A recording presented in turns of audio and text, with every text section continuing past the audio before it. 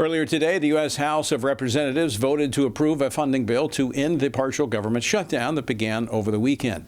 The legislation will fund defense, health care, labor, education, and other federal agencies through the end of September, while temporarily extending funding for Department of Homeland Security as lawmakers continue negotiations on immigration policy. Joining me now is Washington Stand reporter Casey Harper, who has been tracking the major stories of today. Casey, can you walk us through the latest from Capitol Hill? Sure, Tony. President Trump actually just signed the legislation that the Republican-controlled House passed with a vote of 217 to 214.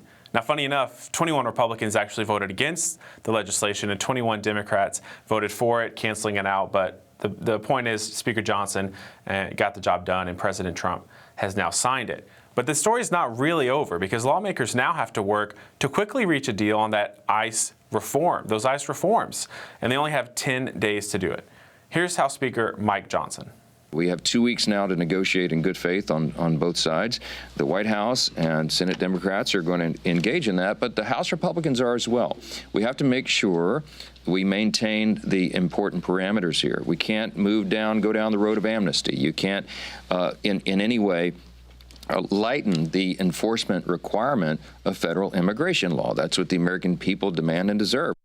Now, part of the holdup for some Republicans on this bill is they wanted to include provisions that would tighten voting requirements. They felt that if Democrats were getting a win in these negotiations, they should get something too. But ultimately, it's now all turning to that 2-week deadline to make some changes to ICE and refund the Department of Homeland Security, Tony.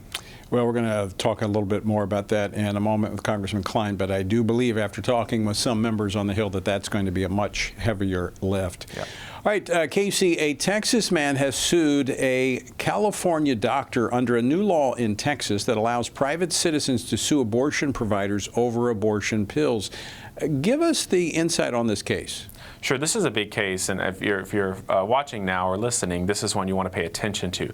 A guy named Jerry Rodriguez out of Texas filed this lawsuit against a sort of now infamous California abortionist doctor for allegedly mailing abortion drugs to his girlfriend, as he was being directed by the girlfriend's ex-husband. Now, the backdrop here is there's this major battle, as we cover regularly on the show, over mifepristone, where pro-life states have these abortion drugs mailed into the state. And now over 60% of abortions are happening because of these abortion pills or abortion drugs.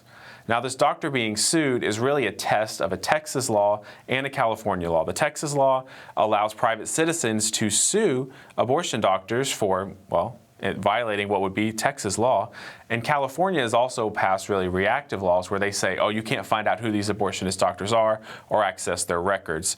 And so it's a big case that has a lot of precedent. And this same doctor, by the way, has been indicted or charged in Louisiana, Tony. So big precedent here on this abortion story. All right, we'll talk a little bit more about that later.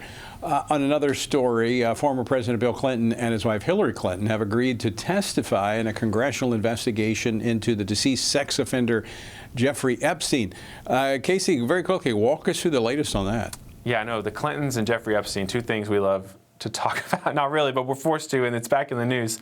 But this development is because the House of Representatives was requiring the Clintons to testify in person. They refused to do so, so then the House threatened to hold them in contempt. So now they've gone back and said, okay, we'll appear in person. And this is all against the backdrop of millions of government documents being recently released on Jeffrey Epstein. Here's what House Oversight Chair James Comer had to say. This will be their third date that we've given the Clintons, and 3 strikes and you're out. The votes are there for contempt. I think there are Democrats that will vote to hold him in contempt if the Clintons miss this next date.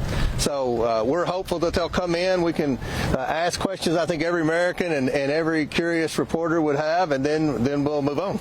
Now, former President Bill Clinton has admitted and apologized for flying on Jeffrey Epstein's plane in the early 2000s. He says he had no idea of all the problems there, but many Republicans think there's more to the story, Tony. Well, unfortunately, as you said, we'll continue to see how that all unfolds. Casey, thanks so much. I'll see you later in the program. Thanks, Tony.